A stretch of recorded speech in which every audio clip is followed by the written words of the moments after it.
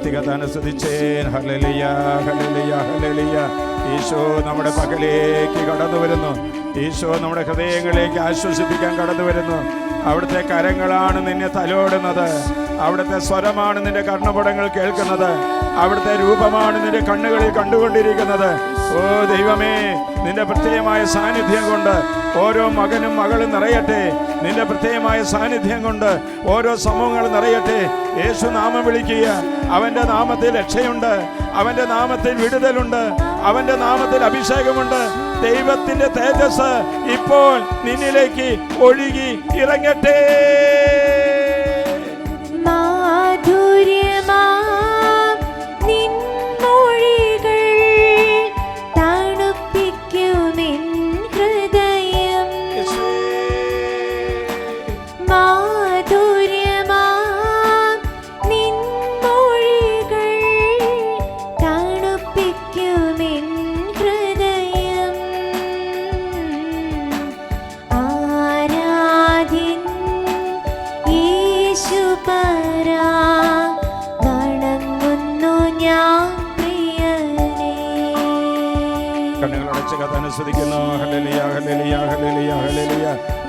കർത്താവിന്റെ രൂപം നിന്റെ ഹൃദയത്തിലേക്ക് തെളിയട്ടെ. നിന്റെ കുടുംബത്തെ കർത്താവ് ഏറ്റെടുക്കട്ടെ. നിന്റെ സഭയെ കർത്താവ് ഏറ്റെടുക്കട്ടെ. നീ ഇരുന്ന് പ്രാർത്ഥിക്കുന്ന സ്ഥലത്തിലേക്ക് കർത്താവിന്റെ പ്രത്യേകമായ അനുഗ്രഹം വന്ന് നിറയട്ടെ, നിറയട്ടെ, നിറയട്ടെ, നിറയട്ടെ, നിറയട്ടെ. Hallelujah, hallelujah, hallelujah, hallelujah, hallelujah, hallelujah.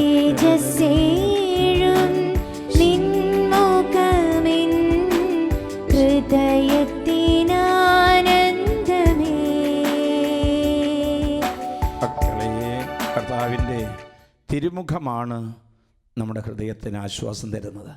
തിരുവോസ്തിലേക്കൊന്ന് നോക്കിയേ, നോക്കുക. നമ്മെ നോക്കിയിരിക്കുന്ന കർത്താവാണ്. നമ്മുടെ ഹൃദയത്തെ കാണാൻ, നമ്മുടെ ദുഃഖങ്ങളെ കാണാൻ, നമ്മുടെ ശുശ്രൂഷകളെ കാണാൻ, നിൻ്റെ ജീവിതത്തിൻ്റെ എല്ലാ പ്രവൃത്തികളെയും കണ്ടുകൊണ്ട് അനുഗ്രഹിക്കാനിരിക്കുന്ന കർത്താവിനെ നമുക്ക് സൂക്ഷിച്ച് നോക്കാം. പ്രഭാഷകന്റെ പുസ്തകം 2-ാം അധ്യായം 1-ാം വാക്യം. മകനെ, കർത്തൃ ശുശ്രൂഷയ്ക്ക് ഒരുമ്പെടുന്നുവെങ്കിൽ പ്രലോഭനങ്ങളെ നേരിടാൻ നീ ഒരുങ്ങിയിരിക്കണം. എന്താ കേട്ടത്? മകളെ, കർത്തൃ ശുശ്രൂഷയ്ക്ക് നീ ഒരുങ്ങുന്നുവെങ്കിൽ പ്രലോഭനങ്ങളെ നേരിടാനായിട്ട് നീ ഒരുങ്ങിയിരിക്കുക എന്ന്. ഒരു കാര്യം മനസ്സിലാക്കണം കേട്ടോ. ലോക വസ്തുക്കളെ കൊണ്ടും ലോക അരൂപി കൊണ്ടും ഹൃദയം നിറഞ്ഞവന്, അവനെയാണ് ഭൗതിക മനുഷ്യൻ എന്ന് പറയുന്നത്. ലോക വസ്തുക്കൾ കൊണ്ടും ലോക അരൂപി കൊണ്ടും ഹൃദയം നിറഞ്ഞവരാണ് ഭൗതിക മനുഷ്യൻ. അവർക്ക് ദൈവവേല ചെയ്യാൻ പറ്റില്ല. ഏതാനും ദിവസം മുമ്പ് ജെറുസലേം വചന കൂടാരത്തിൽ ഒരു മകൾ വന്നു. ഇങ്ങനെയാണ് എന്നോട് പറഞ്ഞത്: 15 വർഷക്കാലമായിട്ട് ഒറ്റ ദിവസം പോലും ഞാൻ ദിവ്യബലിയിൽ മുടങ്ങിയിട്ടില്ല അച്ഛാ. അതാണ് അതിൻ്റെ സർട്ടിഫിക്കറ്റ്. അവളിന്നിവിടെ ശുശ്രൂഷ ചെയ്യുന്നു. അവളുടെ പേര് റിൻസി എന്നാണ്. മഴയുണ്ടായിക്കൊള്ളട്ടെ, മഞ്ഞുണ്ടായിക്കൊള്ളട്ടെ, പരീക്ഷയുണ്ടായിക്കൊള്ളട്ടെ, എന്ത് പ്രതിസന്ധി വന്നാലും ഞാൻ കർത്താവിൻ്റെ ബലിപീഠത്തിൻ്റെ അരികിൽ വന്ന് നിൽക്കും. കർത്തൃ ശുശ്രൂഷയാണത്. വേറൊരു കുഞ്ഞുണ്ട്, റിനു. എനിക്ക് കുറച്ച് നാൾ കർത്താവിൻ്റെ സന്നിധിയിൽ വേല ചെയ്യണം. ഒറ്റ ആഗ്രഹമാണ്. ഈ ലോകം തരുന്ന മറ്റു പല വിധത്തിലുള്ള സുഖസൗകര്യങ്ങൾ എനിക്ക് വേണ്ട. കുറച്ച് കാലം ഈ പ്രത്യേകമായിരിക്കുന്ന ഈ കോവിഡിൻ്റെ ഈ കാലഘട്ടത്തിൽ എനിക്ക് കർത്താവിന് ശുശ്രൂഷ ചെയ്യണം. അവളും ഇന്ന് ജെറുസലേം വചന കൂടാരത്തിൽ ശുശ്രൂഷ ചെയ്യുന്നുണ്ട്. ബൈബിൾ ഗ്രാമിൽ പഠിച്ച ഒരു കൊച്ച് മകൾ ഇന്ന് ജെറുസലേം വചന കൂടാരത്തിൽ ശുശ്രൂഷ ചെയ്യുന്നുണ്ട്, അനുഷ. പ്രിയപ്പെട്ടവരെ, ദൈവം നമുക്ക് ഒരു കൊച്ചു ജീവിതം തന്നിട്ടുണ്ട് എങ്കിൽ അത് ദൈവവേലയ്ക്കായി കൊടുക്കാൻ തയ്യാറുള്ള നിന്റെ കുടുംബത്തിൽ എത്ര മക്കളുണ്ട്? പേരിനും പ്രശസ്തിക്കും വേണ്ടി, അംഗീകാരത്തിനും മറ്റിനും വേണ്ടി ഓടി നടക്കുന്നതല്ല. പ്രിയപ്പെട്ടവരെ, കർത്തൃ ശുശ്രൂഷയ്ക്ക് നീ ഒരുമ്പെടുന്നുവെങ്കിൽ പ്രലോഭനങ്ങളെ നേരിടാനായിട്ട് നീ തയ്യാറായിക്കൊള്ളുക. ഒരു കാര്യം അച്ഛൻ തുറന്നു പറയുകയാണ്, ദൈവം കൂടെ ഉണ്ടായാലും ഇല്ലെങ്കിലും സഹനം ഒരു കർത്തൃ ശുശ്രൂഷകന്റെ അവകാശമാണെന്ന് മനസ്സിലാക്കിക്കൊള്ളണം. നമുക്കറിയാമല്ലോ, ആബേലിൻ്റെ കൂടെ ദൈവം ഉണ്ടായിരുന്നിട്ടും ആബേല് ദൈവത്തിന് പ്രീതികരമായ ബലി അർപ്പിച്ചിട്ടും ആബേൽ ദയനീയമായി വധിക്കപ്പെട്ടില്ലേ? ദൈവം കൂടെ ഉണ്ടായിരുന്നില്ലേ? എന്നിട്ടും ആബേൽ വധിക്കപ്പെട്ടില്ലേ? പൂർവ്വ യൗസേപ്പിൻ്റെ കൂടെ ദൈവം ഉണ്ടായിരുന്നില്ലേ? എന്നിട്ടും ജോസഫിനെ വീട്ടിൽ നിന്നും സഹോദരന്മാരിൽ നിന്നും തിരസ്കരിക്കപ്പെട്ടില്ലേ? പൊട്ടക്കിണറ്റിൽ അടിമയായി വിൽക്കപ്പെട്ടില്ലേ? ചെയ്യാത്ത തെറ്റിന് കുറ്റക്കാരനായി വിധിക്കപ്പെട്ടില്ലേ? സഹോദര, കർത്തൃ ശുശ്രൂഷയ്ക്കായി നീ ഒരുമ്പെടുന്നുവെങ്കിൽ പ്രലോഭനങ്ങളെ നേരിടാൻ തയ്യാറായിരിക്കണം. ജോബിനെ നോക്കി പരിചയമുണ്ടല്ലോ. തിന്മയിൽ നിന്നും ദൈവഭക്തിയോടെ ജീവിച്ച മനുഷ്യനാണ് ജോബ്. നിഷ്കളങ്കൻ എന്നാണ് ബൈബിളിൽ എഴുതി വച്ചിരിക്കുന്നത്. നീതിനിഷ്ഠൻ എന്നാണ് ബൈബിളിൽ എഴുതി വച്ചിരിക്കുന്നത്. ദൈവത്തിൻ്റെ വിശ്വസ്തദാസനായിരുന്നിട്ടും നീതിമാനായ ജോബിന് നിരവധിയായ ക്ലേശങ്ങളിലൂടെ കടന്നു പോകേണ്ടി വന്നില്ലേ? ദൈവം കൂടെ ഉണ്ടായിരുന്നാലും ഇല്ലെങ്കിലും സഹനങ്ങൾ നമ്മുടെ ജീവിതത്തിൽ ഉണ്ടാകും. മൂശ ഒരു ജനതയെ നയിച്ച മനുഷ്യനാണ്. മൂശയുടെ കൂടെ എപ്പോഴും ദൈവം ഉണ്ടായിരുന്നു.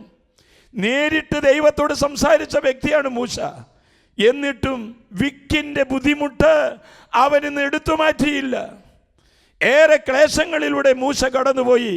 മാത്രമല്ല, ദൈവം വാഗ്ദാനം ചെയ്ത കാനാൻ ദേശത്ത് കാലുകുത്താനായിട്ട് കഴിയാതെ പോയ ഒരു ശുശ്രൂഷകനാണ്. എൻ്റെ പ്രിയപ്പെട്ടവരെ, പുതിയ നിയമത്തിലേക്ക് കടന്നു വന്നാൽ കാനായിലെ കല്യാണത്തിൽ ഈശോ വന്നു. മാതാവുണ്ടായിരുന്നു, അപ്പസ്തോലന്മാരുണ്ടായിരുന്നു, ബന്ധുജനങ്ങൾ ഉണ്ടായിരുന്നു. എന്നിട്ടും അവിടെ വീഞ്ഞ് കുറഞ്ഞു പോയില്ലേ? ചിന്തിക്കണം നമ്മൾ. ദൈവം കൂടെ ഉണ്ടായാലും ഇല്ലെങ്കിലും സഹനങ്ങൾ ഓരോ ജീവിതത്തിലും കുടുംബത്തിലും സമൂഹത്തിലും ഉണ്ടാകും. സക്കറിയ ദൈവാലയത്തിൽ ദൈവ ശുശ്രൂഷ നടത്തിയവനാണ്. സക്കറിയ എലിസബത്ത് ദമ്പതികൾ നീതിനിഷ്ഠരായിരുന്നു. ദൈവത്തിൻ്റെ കൽപ്പനകളും പ്രമാണങ്ങളും കുറ്റമറ്റ വിധത്തിൽ അനുസരിച്ചിട്ടും വന്ധ്യതയുടെ നാണക്കേട് സക്കറിയാസിനും എലിസബത്തും ഉണ്ടായിരുന്നു. ദൈവം ഉണ്ടായിരുന്നാലും ഇല്ലെങ്കിലും സഹനങ്ങൾ നമ്മുടെ ജീവിതത്തിൽ ഉണ്ടാകും. യേശു വളരെയധികം സ്നേഹിച്ച ഒരു കുടുംബമാണ് മർത്താ മറിയത്തിൻ്റേത്. ലാസറിൻ്റെ കുടുംബ സുഹൃത്തായിരുന്നു. മർത്താ മറിയത്തിൻ്റെ കുടുംബ സുഹൃത്തായിരുന്നു യേശു. ലാസർ രോഗബാധിതനായിട്ടും മരിക്കേണ്ടി വന്നു. ലാസറിൻ്റെ സഹോദരിമാരായ മർത്താ മറിയത്തിന് അതിയായ സങ്കടങ്ങൾ ഉണ്ടായിരുന്നു. നോക്കിയേ, യേശുവിൻ്റെ ബന്ധുവായിരുന്നിട്ടും സഹനങ്ങൾ ഉണ്ടായിരുന്നില്ലേ? ദൈവം കൂടെ ഉണ്ടായിരുന്നിട്ടും അപ്പസ്തോലന്മാർക്ക് വേദനയിലൂടെ കടന്നു പോകേണ്ടി വന്നില്ലേ? കൊല്ലപ്പെട്ടില്ലേ? ദയനീയമായ വിധത്തിൽ അവർ ഈ ലോകത്തോട് യാത്ര പറഞ്ഞില്ലേ? ഈശോ കൂടെയുള്ള അനേകം പേർ ആബേലിനെ പോലെ അപ്പസ്തോലന്മാരെ പോലെ ക്രൂരമായി കൊല്ലപ്പെടുന്നു, വേദന സഹിക്കുന്നു. യേശു കൂടെ ഉണ്ടായാലും പല അവസരങ്ങളിലും സഹനങ്ങൾ നമ്മുടെ ജീവിതത്തിൽ ഉണ്ടാകും. പ്രശ്നങ്ങൾ, തടസ്സങ്ങൾ, രോഗങ്ങൾ, വേർപാടുകൾ, തിരസ്കരണങ്ങൾ, മാറ്റി നിർത്തലൊക്കെ ഉണ്ടാകുമ്പോൾ പ്രിയപ്പെട്ട ശുശ്രൂഷക, ദൈവത്തിന് വേല ചെയ്യുന്നവരെ നമ്മൾ തകർന്നു പോകരുത് എന്നാണ് വചനത്തിലൂടെ കർത്താവ് പറയുന്നത്. ഒരു കാര്യം മനസ്സിലാക്കിക്കൊള്ളുക, ദൈവത്തോട് അടുക്കുന്തോറും എന്തുമാത്രം അടുക്കുന്തോറും അത്രയേറെ സഹനങ്ങൾ ഏറിയിരിക്കും. ഇതൊരു ദൈവിക രഹസ്യമാണ്. ദൈവ ശുശ്രൂഷയിൽ വ്യാപൃതമായിരിക്കുന്ന സർവ്വ മക്കൾക്കും അറിയാവുന്ന ഒരു ദൈവ രഹസ്യമാണിത്. ഓരോരുത്തരുടെ ജീവിതത്തിൽ ഇന്ന് നമ്മൾ അഭിമുഖീകരിക്കുന്ന പ്രതിസന്ധികളുണ്ടല്ലോ, ദൈവം നിന്നെ തിരഞ്ഞെടുത്തിരിക്കുന്നു എന്നതിൻ്റെ ലക്ഷണമാണത്. നീ ദൈവവേല ചെയ്യുന്നില്ലേ? അനേകം ആത്മാക്കളുടെ രക്ഷയ്ക്ക് വേണ്ടി ത്യാഗം ചെയ്ത് പ്രാർത്ഥിക്കുന്നില്ലേ? അനേകം കുടുംബങ്ങളെ രക്ഷിക്കാൻ വേണ്ടി പല വിധത്തിലുള്ള മേഖലകളിൽ നീ അധ്വാനിക്കുന്നില്ലേ? ദൈവവചനം പഠിക്കുന്നില്ലേ? ദൈവാലയത്തിൽ ശുശ്രൂഷ ചെയ്യുന്നില്ലേ? കാറ്റഗിസം പഠിപ്പിക്കുന്നില്ലേ? പള്ളിയിൽ കൈക്കാരനല്ലേ? ഇതൊക്കെ ദൈവ ശുശ്രൂഷയുടെ ഭാഗങ്ങളാണ്. എന്തുകൊണ്ട് ഇവർക്ക് സഹനങ്ങൾ ഉണ്ടാകുന്നു? അല്ലേ? അത് രഹസ്യമാണത്. അതൊരു രഹസ്യമാണത്. ദൈവത്തെ സ്നേഹിക്കുന്നവർക്കിടെ സഹനങ്ങൾ അവിടെ കൂടെ പിറക്കലാണ്. 5 തരത്തിലുള്ള സഹനങ്ങളാണ് ഉണ്ടായിത്തീരുന്നത്. ഹെബ്രായ 12:5 കർത്താവ് താൻ സ്നേഹിക്കുന്നവർക്കാണ് ശിക്ഷണം നൽകുന്നത്. ശിക്ഷണം എന്ന സഹനത്തിലൂടെ കടന്നു പോകുമ്പോൾ ഓർക്കുക, ദൈവം നിന്നെ സ്നേഹിക്കുന്നു എന്ന്. ഒന്നാമത് അതാണ്. 2, കർത്താവ് തൻ്റെ മക്കളായി സ്വീകരിക്കുന്നവരെ പ്രഹരിക്കുന്നു. കർത്താവ് പ്രഹരിക്കപ്പെടുമ്പോൾ ഓർക്കുക, കർത്താവ് എന്നെ മകനായി മകളായി സ്വീകരിച്ചിരിക്കുന്നു എന്ന്. 30 മേനിയും ഫലം പുറപ്പെടുവിക്കുന്ന വൃക്ഷത്തെ വെട്ടി 60ഉം 100ഉം മേനി ഫലം നൽകാനായി കർത്താവ് വെട്ടിയൊരുക്കുമ്പോൾ ഓർക്കുക, കൂടുതൽ ഫലം നൽകാനാണ് ഈ സഹനങ്ങൾ എനിക്ക് തരുന്നതെന്ന്. അവസാനമായി കർത്താവ് പരിശീലിപ്പിക്കുന്നത് നമ്മുടെ പ്രത്യേകമായിരിക്കുന്ന നന്മകളും കർത്താവിൻ്റെ പരിശുദ്ധിയിൽ പങ്കുപറ്റുവാനും വേണ്ടിയിട്ടാണ് കർത്താവ് നമ്മെ പരിശീലിപ്പിക്കുന്നത്. അപ്പോൾ ഓർക്കുക, എന്നെ ദൈവത്തിൻ്റെ പരിശുദ്ധിയിൽ അലിയിച്ചു ചേർക്കാനാണ് ഈ സഹനങ്ങളെന്ന്. ഈശോ വീണ്ടും പറയുന്നു, യേശുവിൻ്റെ പീഡാസഹനത്തിൽ പങ്കു ചേർക്കുന്ന അവസരങ്ങളാണ് നമ്മുടെ ഓരോ സഹനങ്ങൾ. അപ്പോൾ എന്തിനാണ് സഹനം ദൈവം നമുക്ക് തരുന്നത്? ദൈവം എന്നെ സ്നേഹിക്കുന്നു എന്ന് മനസ്സിലാക്കാൻ, തൻ്റെ മകനും മകളുമായി സ്വീകരിക്കാൻ, കൂടുതൽ ഫലം നൽകാനായിട്ട്, കർത്താവിൻ്റെ പരിശുദ്ധിയിൽ പങ്കുചേരാനായിട്ട്, കർത്താവിൻ്റെ പീഡാസഹനത്തിൽ പങ്കുപറ്റാനായിട്ട്. മക്കളെ, എത്ര മാത്രം നമ്മൾ പരിശ്രമിച്ചാലും ദൈവം നമ്മുടെ കൂടെയുണ്ട്. എത്രമാത്രം വേദന സഹിച്ചാലും ദൈവം കൂടെയുണ്ട്. വേദന അനുഭവിച്ചാലും അനുഭവിച്ചില്ലെങ്കിലും ദൈവം നമ്മുടെ സഹനങ്ങളിൽ ഉണ്ട് എന്ന് നമ്മൾ വിശ്വസിക്കണം. നാം എത്രമാത്രം സ്നേഹിക്കുന്നുവോ അത്രമാത്രം സഹനങ്ങൾ ഉണ്ടാകും. അല്ലേ? അല്ലേ അമ്മച്ചി? അല്ലേ സഹോദര? അല്ലേ ശുശ്രൂഷക? സത്യമാണ് പറഞ്ഞത്. ദൈവത്തോട് ആരൊക്കെ കൂടുതൽ സ്നേഹിക്കുന്നുണ്ടോ അവിടെ ജീവിതത്തിൽ സഹനങ്ങൾ ഉണ്ടാകും. നാം ദൈവത്തിൻ്റെ അടുത്ത് നിൽക്കണമെങ്കിൽ കർത്താവ് നടന്നു നീങ്ങിയ സഹനത്തിൻ്റെ വഴികളിലൂടെ, പീഡാസഹനത്തിൻ്റെ വഴികളിലൂടെ നമ്മളും കടന്നു നീങ്ങണം. നമുക്കിന്ന് മുട്ടുകൾ കുത്താം. മുട്ടുകൾ കുത്തിക്കൊണ്ട് കർത്താവിൻ്റെ സന്നിധിയിലേക്ക് കരങ്ങൾ ഉയർത്താം. നമുക്ക് കരങ്ങൾ ഉയർത്തുമ്പോൾ കാൽവരി മലയിൽ ക്രൂശിതനായ കർത്താവിനെ ചിലർക്ക് കാണാം. ചില ആളുകൾക്ക് നല്ല ഇടയനായ യേശുവിനെ ഈ തിരുവോസ്തിൽ കാണാൻ സാധിക്കും. നമുക്ക് 2 കരങ്ങൾ ഉയർത്താം. സ്വർഗത്തിലേക്ക് കരങ്ങൾ ഉയർത്തി കരഞ്ഞൊന്ന് പ്രാർത്ഥിക്കാൻ സാധിക്കുമെങ്കിൽ യേശുവിൻ്റെ പീഡകളോട് ചേർന്ന്, യേശുവിൻ്റെ പങ്കപ്പാടുകളോട് ചേർന്ന്, സഹന ജീവിതത്തോട് ചേർന്നുകൊണ്ട് നമുക്കും കർത്താവിനെ സ്തുതിച്ച് പ്രാർത്ഥിക്കാം. Hallelujah, hallelujah. എല്ലാവരും മുട്ടുകൾ കുത്തുന്നു. മുട്ടുകൾ കുത്തി ഇപ്പോൾ ആത്മജ്വാല ശുശ്രൂഷയിലൂടെ ഒരു ജ്വാല, ഒരു സ്നേഹത്തിൻ്റെ ജ്വാല, ഒരു സഹനത്തിൻ്റെ ജ്വാല, ഒരു അനുസരണത്തിൻ്റെ ജ്വാല നിന്റെ ഹൃദയങ്ങളെ കീഴടക്കട്ടെ. കരങ്ങൾ ഉയർത്തി കഥാൻ സ്തുതിക്കാം. Hallelujah, hallelujah, hallelujah. ഭാഷാവരം കിട്ടിയേ, ഭാഷാവരത്തിൽ കഥാൻ സ്തുതിച്ചേ. ഹൃദയങ്ങൾ തുറന്ന് കഥാൻ സ്തുതിച്ചേ. പോരാ പോരാ പോരാ. ദൈവത്തെ സ്നേഹിക്ക്, സ്നേഹിച്ചുകൊണ്ട് സ്തുതിക്ക്, സ്തുതിച്ചുകൊണ്ട് സ്നേഹിക്ക്. നമ്മുടെ ഹൃദയത്തിന്റെ ഭാരങ്ങൾ വിട്ടുപോകും. ഹൃദയത്തിന്റെ കെട്ടുകൾ അഴിയും മക്കളെ. ഇത് സത്യമാണ്. കർത്താവ് ഇതാ തിരുവോസ്തിയിൽ ഇരുന്നു കൊണ്ട് നിന്റെ കുടുംബത്തിലെ ഓരോ മകനെയും ഓരോ മകളെയും ദൈവ ശുശ്രൂഷ നടത്തുന്ന ഓരോരുത്തരെയും അനുഗ്രഹിക്കാനായി ഇതാ വരുന്നുണ്ട്. യേശുവേ,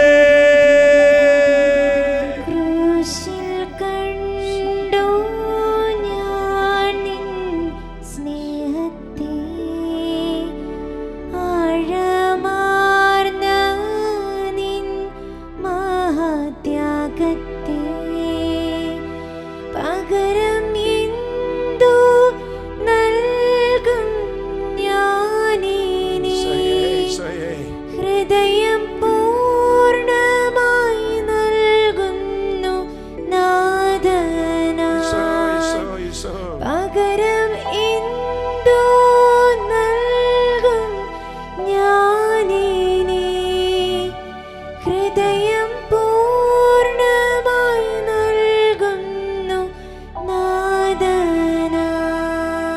യേശുവിൻ്റെ കരങ്ങളിലേക്ക് നമ്മുടെ ഹൃദയത്തൊന്ന് വിട്ടുകൊടുത്തേൻ. ഈശോ ഇതാ നമ്മോട് പറയുന്നു, തിരുവോസ്തി എന്ന് പറയുന്നു, യേശു ക്രിസ്തുവിനോട് ഐക്യപ്പെട്ട് വിശുദ്ധ ജീവിതം നയിക്കാൻ ആഗ്രഹിക്കുന്ന എല്ലാവരും പീഡിപ്പിക്കപ്പെടും. സത്യമാണ്.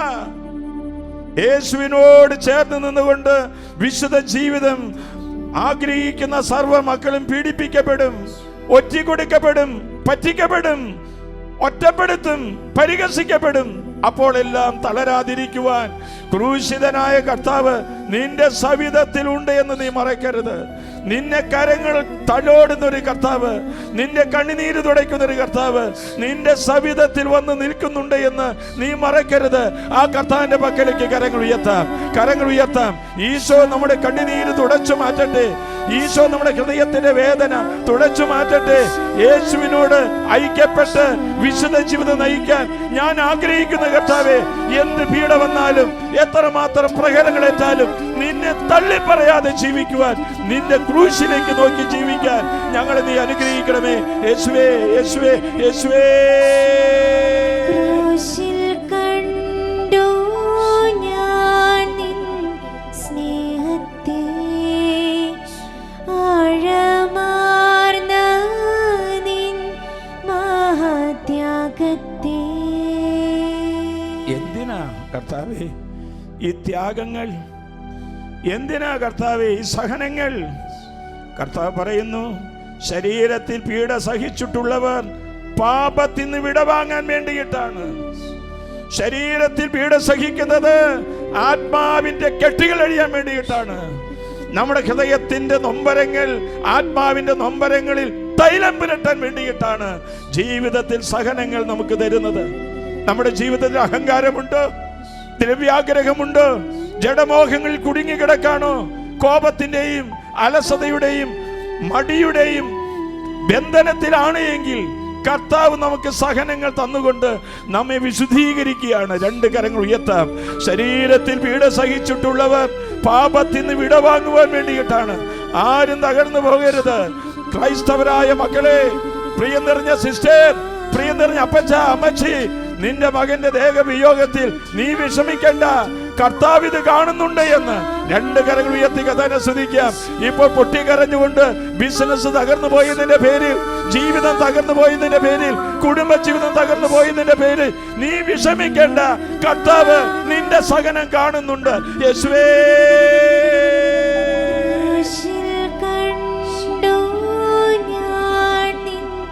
സ്നേഹത്തെ, ആഴമാർന്ന നിൻ മഹാത്യാഗത്തെ. ഈശോയുടെ കുരിശിലേക്ക് നോക്കിയേ, തിരുവോസ്തിയിലേക്ക് നോക്കിയേ. വചനം പറയുന്നു, ഞാൻ സ്നേഹിക്കുന്നവരെ ശാസിക്കുകയും ശിക്ഷിക്കുകയും ചെയ്യും. ഞാൻ സ്നേഹിക്കുന്നവരെ ശാസിക്കുകയും ശിക്ഷിക്കുകയും ചെയ്യും. പ്രിയപ്പെട്ട മക്കളെ, ദൈവം നമുക്ക് പരിശീലനങ്ങൾ നൽകുകയാണ്. ഓരോ സഹനങ്ങളിലൂടെ, ഓരോ ശിക്ഷണത്തിലൂടെ പുതിയ വഴി തുറന്നു തരാൻ വേണ്ടിയിട്ടാണെന്ന് നീ വിശ്വസിക്കുക. നിന്റെ കുടുംബത്തിന്, നിന്റെ ആത്മീയ ജീവിതത്തിന്, നിന്റെ ബിസിനസ്സിന്, നിന്റെ മക്കൾക്ക് ഒരു പുതിയ വഴി തുറക്കാൻ വേണ്ടിയിട്ടാണ് ഈ നഷ്ടം, ഈ വലിയ പരിത്യക്ത അവസ്ഥ ദൈവം നമുക്ക് തന്നിരിക്കുന്നതെന്ന് എത്ര പേർക്ക് വിശ്വസിക്കാൻ സാധിക്കും? വിശ്വസിക്കുന്നവർ അനുഗ്രഹിക്കപ്പെടും. രണ്ട് കരം ഉയർത്താം, രണ്ട് കരങ്ങൾ ഉയർത്തി. താൻ സ്നേഹിക്കുന്നവരെ ശാസിക്കുകയും ശിക്ഷിക്കുകയും ചെയ്യുന്ന കർത്താവേ, ഞങ്ങളെ ശാസിക്കുക, ഞങ്ങളുടെ ജീവിതത്തെ വിശുദ്ധീകരിക്കാൻ വേണ്ടി ഞങ്ങളെ ശാസിച്ചു കൊള്ളുക. ഞങ്ങളിതാ അങ്ങേക്ക് വിധേയപ്പെടുന്നു. യേശുവേ, യേശുവേ, യേശുവേ.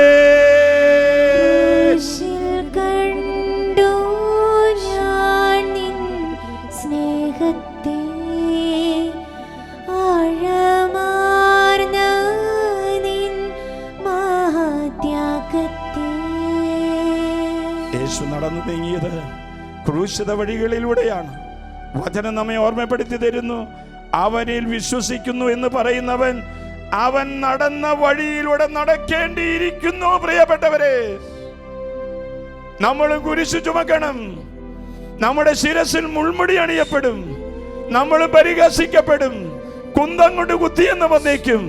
മനസ്സിലാക്കിക്കൊള്ളുക, അവനിൽ വിശ്വസിക്കുന്നു എന്ന് പറയുന്നവൻ അവൻ നടന്ന വഴിയിലൂടെ നടക്കുമ്പോൾ മാത്രമേ യേശുവിന് സന്തോഷമുണ്ടാകൂ. ഇന്ന് ഈ ക്രൂശിതന്റെ വഴിയിലൂടെ കടന്നു നീങ്ങുന്ന നമ്മിലേക്ക് ദൈവീകമായ കൃപകളാണ് കടന്നു വരുന്നത്, ദൈവിക തേജസ്സാണ് കടന്നു വരുന്നത്, ദൈവത്തിന്റെ ചൈതന്യമാണ് കടന്നു വരുന്നത്. രണ്ട് കരങ്ങൾ ഉയർത്താം, രണ്ട് കരങ്ങൾ ഉയർത്തി കഥാനെ സ്തുതിക്കുക. Hallelujah, hallelujah, hallelujah.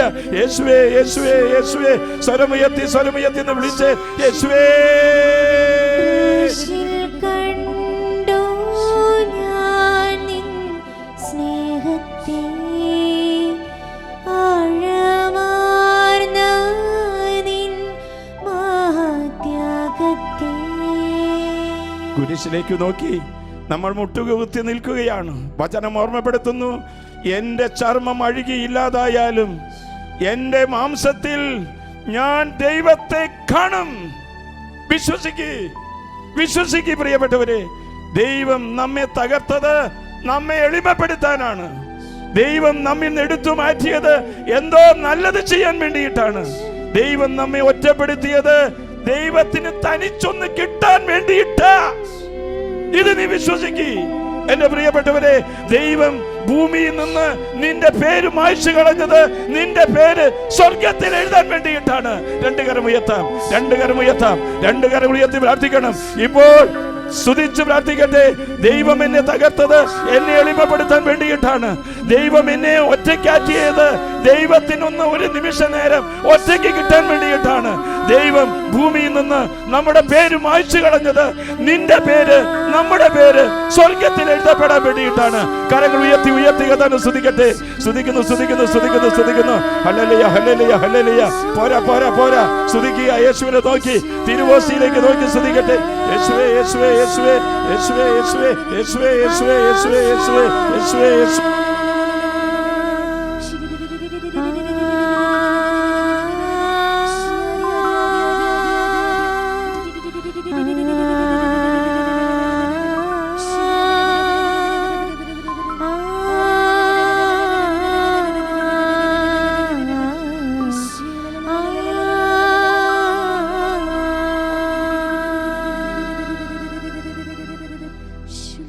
പരിശുദ്ധ